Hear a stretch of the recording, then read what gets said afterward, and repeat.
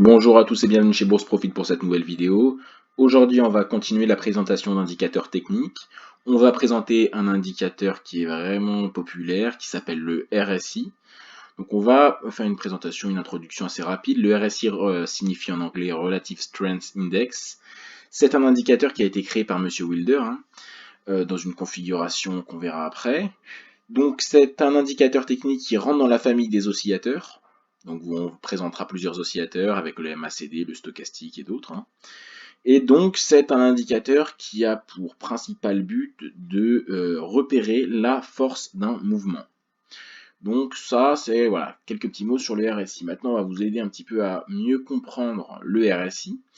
Donc le RSI, comme je l'ai dit, ça sert à repérer, on va dire, la force, la puissance d'une tendance. Donc on va pouvoir voir quand une tendance est épuisée et moins forte, quand la tendance va faire une sorte de pause ou prépare un retournement, et à l'inverse, quand la tendance est en pleine puissance.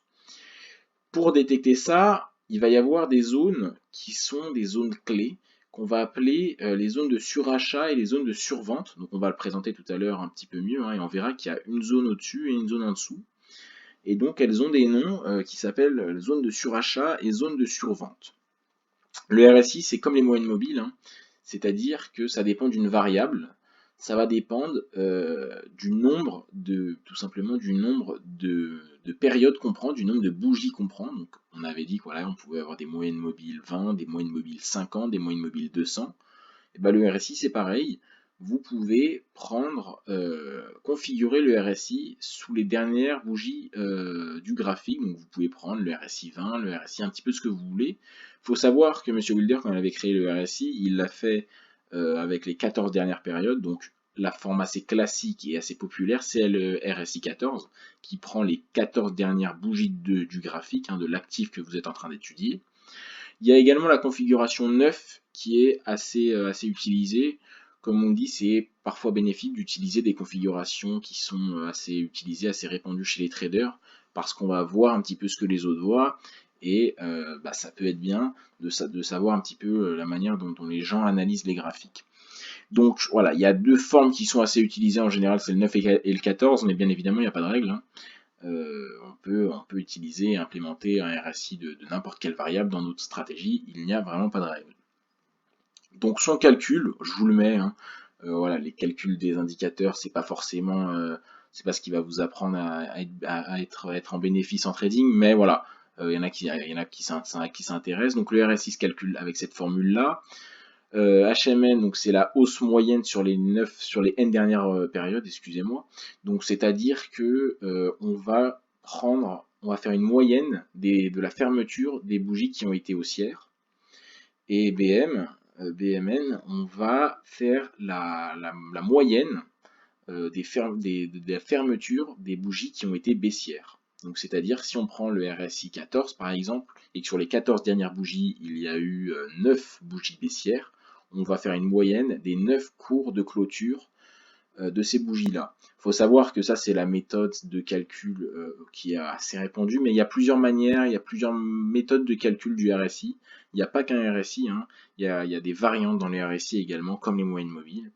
Donc voilà, ça c'est une méthode de calcul de RSI, mais le RSI peut se voir sous différentes formes. Donc là, on vous a mis celle-ci, celle que on utilise ou qu'on a utilisée. Donc ensuite, les avantages du RSI. Donc déjà, c'est un indicateur assez facile à interpréter et à utiliser, donc ça c'est assez bénéfique. C'est que on va dire que c'est assez simple d'utilisation, il y a quelques paramètres à comprendre, mais on peut l'implémenter dans beaucoup de stratégies. Très utilisé, donc pertinent. Encore une fois, un indicateur qui est assez utilisé, ça va potentiellement déclencher des mouvements parce que beaucoup de traders vont voir les mêmes choses. Donc il y a le côté prophétie autoréalisatrice qu'on aime bien. Donc ça peut être assez intéressant.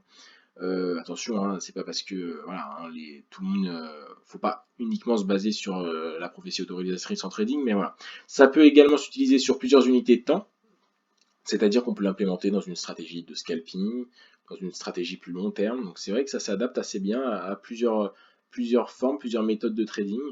Donc ouais, voilà, on peut le mettre sur plusieurs unités de temps. Et dernier point, ça met en évidence des caractéristiques qui ne sont pas visibles sur le prix, non visibles sur le prix.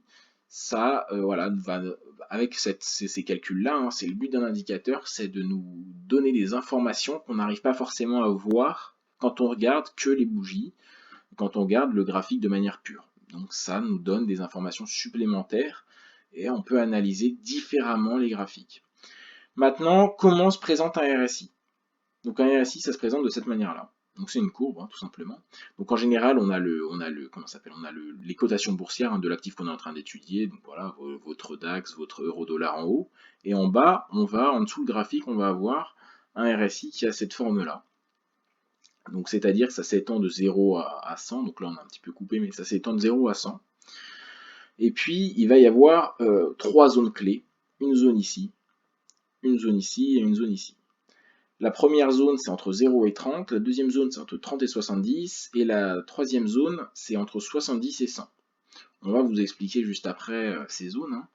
Donc voilà, retenez bien ce graphique, retenez bien la manière dont se présente le RSI. Le RSI se présente sous trois formes, de 0 à 30, de 30 à 70 et de 70 à 100. Donc de 0 à 30, c'est la zone de survente. De 30 à 70, c'est la zone d'équilibre du prix, et de 70 à 100, c'est la zone de surachat. Alors, que signifie survente, équilibre et surachat? Survente, c'est quand on arrive à un excès baissier du prix. C'est-à-dire que le prix a fortement baissé et on tend à retourner la tendance. La tendance tend à se retourner parce qu'il va y avoir un excès baissier. Donc, c'est pas parce qu'on rentre dans une zone de survente que le prix va se retourner et qu'on a juste à prendre une position à l'achat, mais ça montre que les baisses ont été vraiment fulgurantes et qu'on tend à retourner de tendance. Donc, c'est-à-dire qu'on arrive dans un excès baissier du marché. De 70 à 100, on est dans une zone de surachat, donc il y a un excès haussier des cours. C'est la même chose, mais quand la tendance est haussière, quand il y a une force haussière du prix. Et de 30 à 70, c'est quand on est dans une zone, on va dire, d'équilibre. Voilà, tout simplement. Donc, comme je l'ai dit tout à l'heure, le RSI est un élément assez simple, hein, et cet élément-là, le RSI peut s'affilier à d'autres indicateurs techniques comme les moyennes mobiles. On peut également l'affilier au chartisme, on peut l'affilier à beaucoup de choses.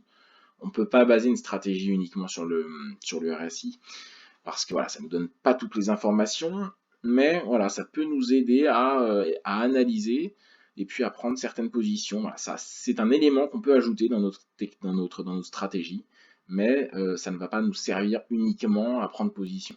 Voilà, c'est un ajout réellement. Donc là, on va vous faire un petit exemple d'analyse, hein. Donc là, voici un RSI et un graphique. Donc là, voilà, il y a un graphique ici, une cotation boursière tout simplement.